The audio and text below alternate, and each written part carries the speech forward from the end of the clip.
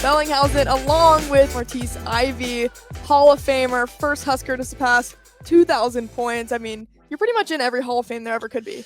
You know what, Anna? I didn't even realize there was that many Hall of I think Fames. there's 6, maybe 8. 7. There's 8. I'm Oh, 8 that wow. I'm in. That's Which is did it get old? crazy. No, I mean, it's always good to get your flowers while you can still smell them. Absolutely. Yeah, Well, this is called From the 402, this podcast. So, love of it. course, you're from Omaha, grew up here. There's so much history in basketball and just athletics in general. Yeah. I want to take you back, though, to your childhood. I watched this video from Nebraska Public Media about you playing with the boys growing Mm, up in the neighborhoods. I want to take you back to that okay. time. What was it like growing up here in Omaha? You know what? Omaha was fantastic for me during that time. I think my dad was super involved in the community. He did a lot with sports. I don't know if you know, I played football. Oh, So I I have played. that down. Oh, You were okay. middle I did linebacker. play a little middle linebacker, and so my dad was super active. My parents were active in sports, and so he coached football, basketball, and coached women's softball. So I'm just kind of involved in sports, but it was great. I Mhm. played with the guys. Not a lot of girls engaged at that time, and you can just, that's your village. Yeah. And so you kind of grow up in your village, in your space, and that's my normal. So I don't know any different. So I just kind of just moved the way that everybody else was moving. Do you feel like you had to kind of earn that respect from your athleticism with those guys? Absolutely. I mean, so that was when you knew that you became though a little bit better than the other folks Mhm. because they would call me after a while. And it took a minute. It wasn't like instant. I would go out there and I just would play and prepare myself before they would even get there. And then finally, maybe 2, 3 years into my game, I would get calls. I'll be at the door and they would be at the park and they were calling my name like, "Hey, Maurtice, we got Maurtice, we got," I mean, so then you knew you kind of was okay, Yeah, right? But you still don't like, I mean, you don't get into like, "Hey, I'm just this great player." It's just like you earning street credit. exactly. You're trying to figure out how to belong and be a part of something. And so you don't even big picture stuff, you're not even seeing it at that age. Absolutely. And you went on to middle school and played on the varsity high school basketball team. Is that I correct? did. I went to my ninth grade year at Lewis and Clark. Mhm. Tried out for Central and made it first freshman ever to make varsity. And so went in as Central as a freshman and started. Eventually, I think it was maybe my second or third game I started. So yeah, it's just been crazy. What was that experience like at Central back then and just finding your way through athletics? Because you did more than just basketball, too, also Hmm. track. When did you kind of discover what you wanted to do in athletics? You know what? Basketball has always been my passion for sure. When I transitioned up to Central, I mean, it's just kind of like anybody else. You're trying to get acclimated and adjusted. You have the older student athletes that kind of still kind of territorial in that space where, you got to earn your right again. So it's constantly proving that you belong there. And then after a while, you know that you've arrived and then that leadership piece kicks in. But with track, I got involved in track because my younger sister was in beast mode in track, and so forever, she started running track, doing fantastic. And so I was looking around, and she was getting all these trophies in track, and I was like, I kind of want some trophies too. So I indulged in track and did okay. As in high school, so had a couple offers of college go Yeah. run track, but I'm a hooper by trade. Well, I know the scholarship offers also came rolling in with basketball. What was that like for you going through those scholarships? Was it always this dream that you would get those offers? How surreal was that? Yeah, I mean, honestly, that whole process was super surreal. Like you don't even like I think about it now, like, wow, it was a lot. I mean, there was 255 colleges recruiting me. I didn't even Wow. know there was 255 colleges in the United States, at that time. And so you don't know. Like you hear about the Yukons and the Georgias and Nebraska wasn't even on the radar. KU, we went down there with the AAU team and traveled. Our coach would take us down there to KU and K State, so we're familiar with those student athletes down. But you have no idea. You just kind of are just moving and playing. My parents were just like great advocates, super progressive. Knew that they need to kind of monitor that piece with me.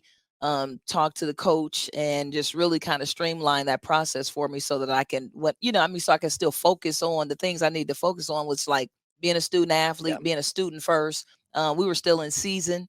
And so lots of different variables and dynamics going on, but I think my parents handled it probably better than I could even imagine. Who were some of those big powerhouses in women's basketball when you were being recruited? The same as the ones that are now, Yeah. currently. I mean, UConn, well, not UConn. Georgia was like a powerhouse, and North Carolina. Who else was out there? I can tell you the ones that was recruiting me. Georgia, the coach Andy Landers for homecoming.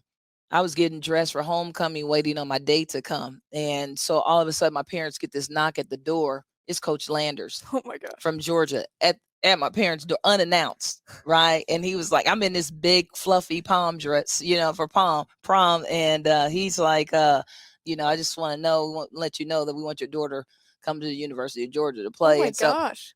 it was and so I ended up leaving, and my parents entertained him. And so and it was, and I like Georgia. I mean, I like the fact that he took the initiative just to come after me and seek me out. Probably was a good program, but for sure Nebraska is my home. And so, those type of things happen. I was recruited by Colorado, Minnesota. I wanted to go to San Diego State just because the weather was fantastic, and I'm still in Nebraska, so obviously that happened. But yeah, so it was just that whole, like I said, that whole process was just super surreal. It still is. Well, you could have gone to any of those powerhouses, but like you said, you stayed home, chose Nebraska. Beyond being home, why did you pick that program? You know what? Honestly, if I could just be really honest, I didn't really pick Nebraska. My parents did, and so I think at 17, turning 18, trying to figure out life, you lean on them a lot in that space, and so my parents wanted me here. They wanted that. They wanted that support, that following here, and I mean, hindsight, looking at it, it was the best choice for me, just to be at home because I feel the love, I get the love, and during that time I was a student athlete. It was just nothing but love. And it wasn't a winning program you were going to at the time, and you helped build that up to Man, conference championship, NCAA tournament. right. How was that process for you going from winning probably everything in high school to, okay, I've got to help rebuild this program? Right. Lots of parallels though. I mean, in high school when I started at Central, Yeah. same way. I mean, it was a building time. And the fortunate thing, and we'll talk probably a little bit about Ivy League, but there was a feeder program that we came out of called the Hawkettes. And so, all 5, 6 of us that we played together in 4th, 5th, and 6th grade, we all filtered up to Central High School. And so I knew those young ladies like the back of my hand. So when we all kind of got there and got acclimated in that space, we kind of turned the corner Mhm. with Central. And my junior senior year, we went undefeated. Same exact scenario when I went to Nebraska. There were like 4 freshmen. We transitioned into Nebraska, trying to figure out what we need to do there. We knew we had to build a program. We knew what we wanted. And so, it's never, sports is never a one Yeah. person show. I did my thing, but I mean, for sure, I had fantastic teammates around me. So Title IX was passed in 1972. You played at Nebraska starting in 1984. What Hmm. was the state of women athletics when you started at Nebraska there? You know what? I got love. You don't know what you don't know, right? I mean, obviously I'm a little bit more informed right now about Title IX and those women's whose shoulders that I've kind of built my career off of, because without Title IX there's no Maurtice Ivy for Right. sure. So I mean, super appreciative, but there's still work to do, in women's athletics. And so during that period of time, I didn't know. We were just talking funny. I was with some of the Nebraska football players, some of the former Nebraska football players. Coach Reed, who was at Central High School, they had a surprise birthday party for him this weekend. So a couple Huskers was down there, Keith Jones and Parnell Gatson and Tony Veland. Those cats was down there, and so we were talking about and that there was no training table for the girls. Mhm. Like we were at the cafeteria, so the boys had a training table, and we were at the cafeteria. They would leave the cafeteria open, after we get out of practice. So we go to the cafeteria. So we thought that that was the training table, right? We Yeah. would go over there. They were eating steaks and, so I think that, then you start kind of paying attention, like, well, what's going on? Like, but really didn't know. Yeah. That was the way that the system was set up. And so you just kind of felt in, thinking that that was appropriate. And now you look back like, wow, that was kind of shady. Yeah, you didn't realize what you didn't have. Absolutely. And now you look to right now and all the change that's come. It's just being called Women's March Madness. I mean, they just got that title, No doubt. which is crazy. Crazy. For how long that's taken. And you saw the weight training rooms at March Madness during 2020 with that backlash between the men's weight room and the women's weight room. How far do you think it's come, or do you think there's still so much work to do? Oh man, I think there's so much work to do. Yeah. And there's going to continue to be work to do. And so, and that's our job right now. Like I'm in that space now where, I'm fully awoke, where I understand like it's time for work to happen. And so, this is the thing, like, me and Coach Williams, down in Nebraska, we kind of talked a little bit about some things, but my thing is that, the preparation for sports, women go to the gym, we're on the road, we got to prepare, we leave our families, to do the exact same things that the men have to do, but the women don't get paid at the level that the men. And so they're like, hey, it's the, the games and the people aren't watching the games. The women's game, was it 9.9 million? Okay. Yeah. So, at one point in time, it's old footage. Right. I think this the way that our systems have been set up and designed. We haven't challenged it enough, for the change to happen, and it's time now. Was it unheard of for a women's game to be on TV when you were growing up? No, I got a lot of media coverage when I played. Yeah, so in Nebraska. It was still a good media coverage. Yeah. Okay, good. And that's why I was like, it's so kind of hard because, those things kind of naturally happened where I didn't really pay a whole lot of attention. Now obviously I'm a little bit like I see things a little differently. Yeah. But during the time, and maybe it was this, maybe I was insulated. Mm-hmm. Maybe if you talk to some of my teammates, they might have a different perspective than I did. Mm-hmm. But I know, like, when we played games, we had games on because I watch our videos, and so I'm just kind of like, yeah, there was lots of games, lots of visibility for me, so I didn't really see it or feel it.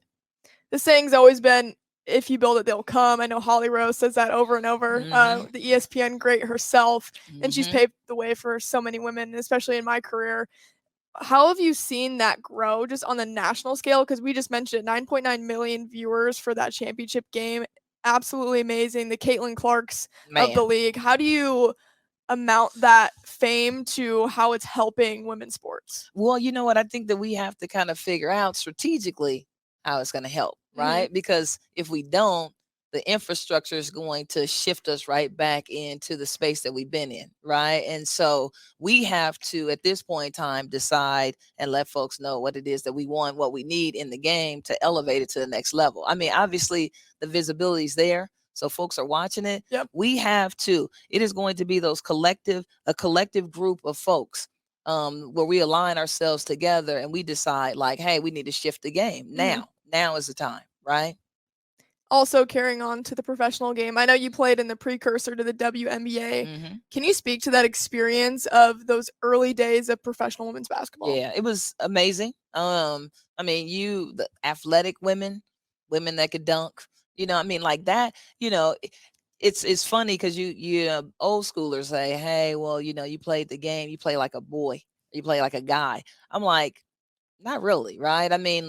I grew up around women that could play the game, and so that was my normal. We just played the game. But that level of visibility where you couldn't see, right, how women were playing. I think honestly, the teams that I played on, we could go into the league and compete on a super high level. We had some hoopers, back in the day, and so it was really good. It's really good to see the game evolve. Yeah. But again, I feel like there's still lots of work that needs to happen. Yeah, and equal pay is part of that as well. And I know there's been a push from NBA superstars on Yeah. getting that for the WNBA. What can men do specifically, especially those with platforms to help the women's game grow? Right. I mean, for sure, you got to have your allies, Yeah, right? And I mean, and they have to be allies. I mean, there's so much money that's being made. I mean, in particular in the NBA. I mean, there's one person that's getting paid in the NBA that could probably fund a WNBA team, right. right? I mean, going in ownership. And so, and I think that, once those type of things happen, then you'll start kind of seeing some shifting Right. happen. So lots of NBA players are doing well where they can kind of pool and make some things happen for the women if they want to. And so we can talk, as much as we want to, but like I say this all the time, I'm tired of watching old footage. I'm ready for some new footage. Exactly. Yeah. And you are doing something about it as well with the Ivy League. Can you speak to that and why you started it? Man, Ivy League is like my brainchild, and so I've been super fortunate. I had did some consulting work with OPS, and so came out and did some training development, and I was coaching at the time, and what I realized was that there was a lot of gaps when I was coaching, in particular in Nebraska, where student athletes, parents would think that their daughters were at a level that they weren't, but I could go down to Texas and recruit, and the bottom half of their team and come in and compete in a super high level in Nebraska. And so I knew that there were some gaps and some challenges. And so um, got a call from Bob Dannenhire, who's the athletic director at Yeah, UNO. great guy. He's my mentor. Hmm. And so he's been rocking with me for like probably the last 14 years. And so he kind of got me in with the consulting piece. He transitioned out, retired on me. And then Steve Eubanks came in, and Steve and I was talking about just some of the gaps within OPS. Some funders were like, hey, there's a lot of gaps within OPS, and we need to do something different with our girls. So we start looking and researching, just the success of girls in the state, and not finding a whole lot of consistent success and trying to figure out like why. So circle back to that AAU team, the Hawkettes that I played with. That was a feeder program that filtered into these schools, and we filtered prior to the Central team.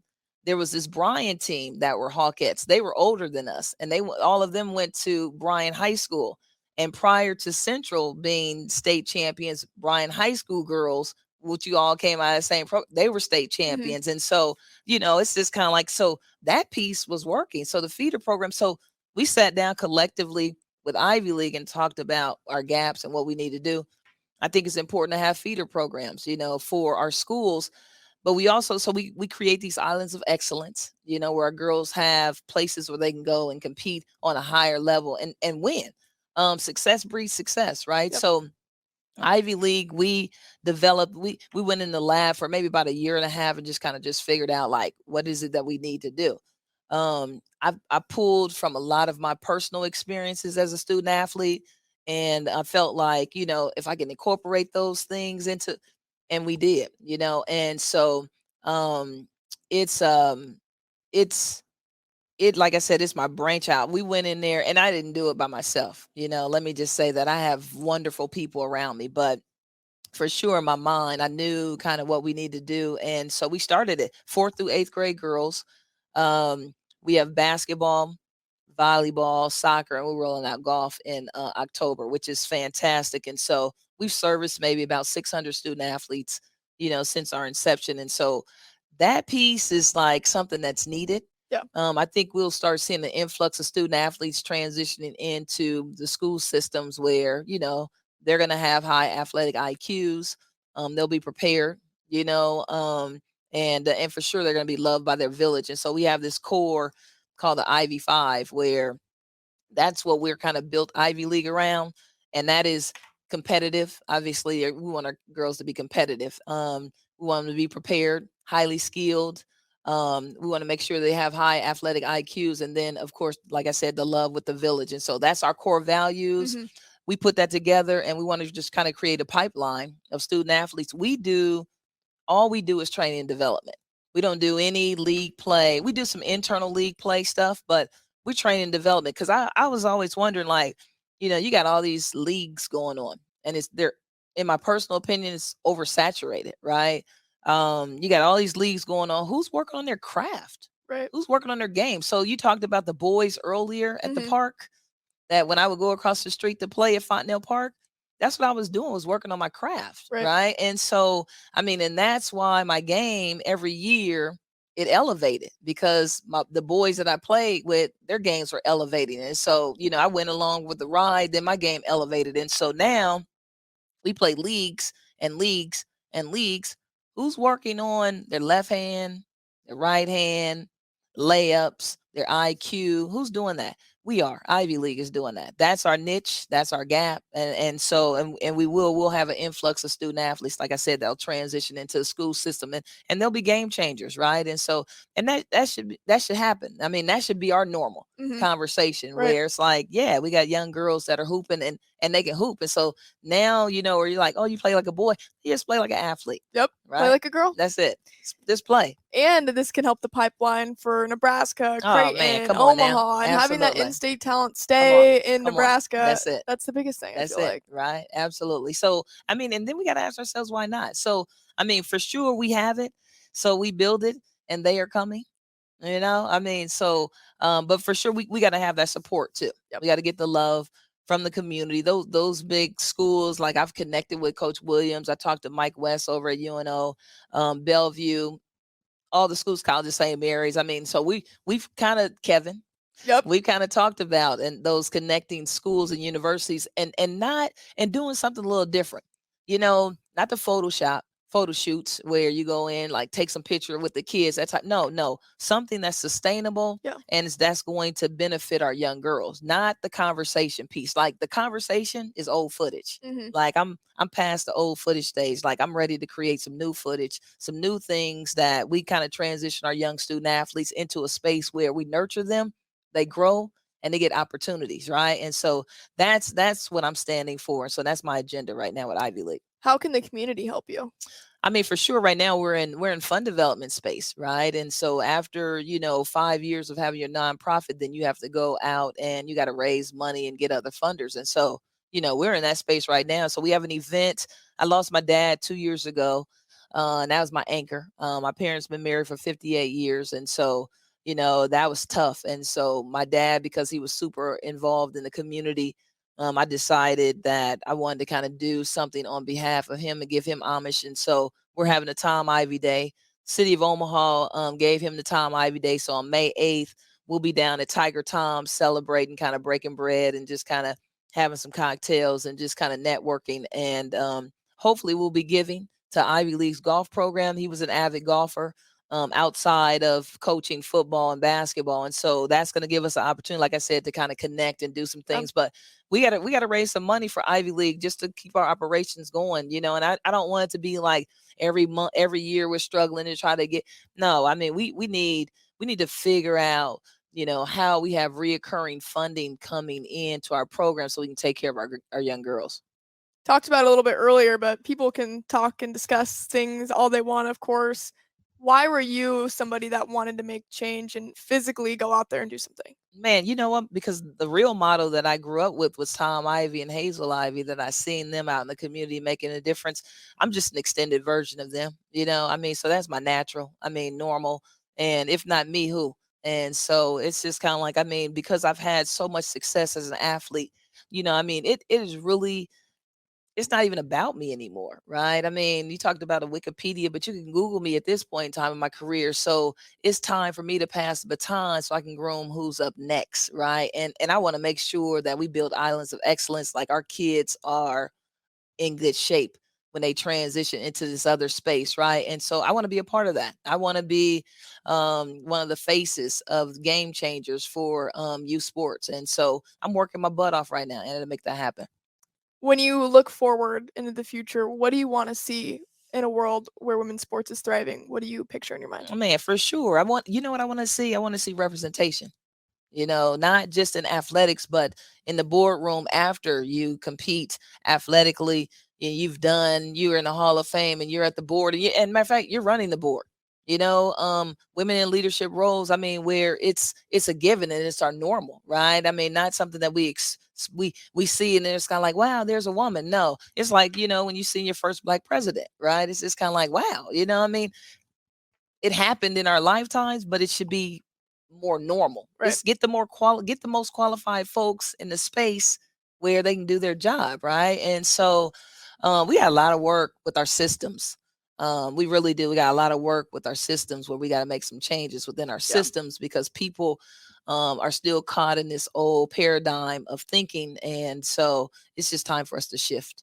My biggest motto has always been, if you can see it, you can be it, just because of representation. I wouldn't be where I am if I didn't see women on TV doing my job. No doubt. And I'm sure it was the same for you. Did you have those women role models when you were growing up? You know what? I mentioned that earlier Hurrdat team, and they were a lot younger, a lot older, maybe 4 or 5 years older. So you got to see them transition. So you seen like a blueprint. But our coach, Forrest Roper, he would take us down like to Kansas and Kansas State. And Lynette Woodard was a part of the Hurrdat. And so she so I seen her from a distance and up close, kind of navigate through this system. And so for sure, when you're the first to do a lot of things like she was, and I've been fortunate, then you gotta kind of create your own blueprint. Right. I mean, but you watch people from a distance. And this is what I say as a mentor, watch people that are of excellence. And just take a little bit of their love, and add it to your love and kind of create your own blueprint, and that's really kind of what I've done. I've watched and I've had some great community pillars around me outside of my family. And I've taken a little bit of people and I've kind of created and evolved into what you see right now.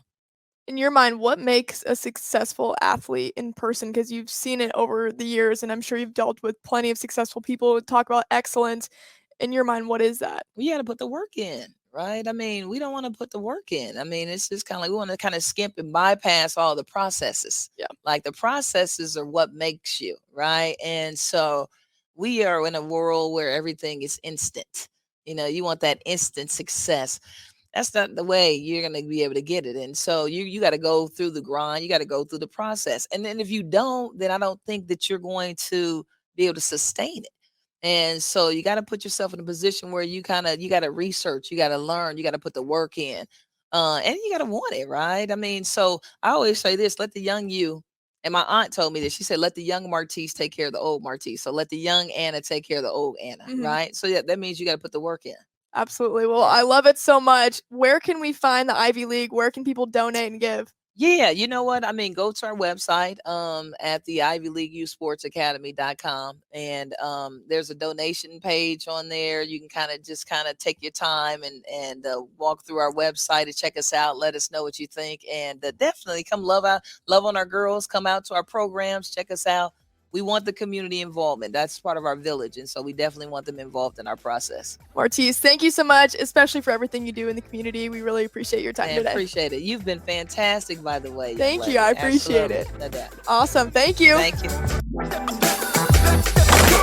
Hurrdat Sports Network production.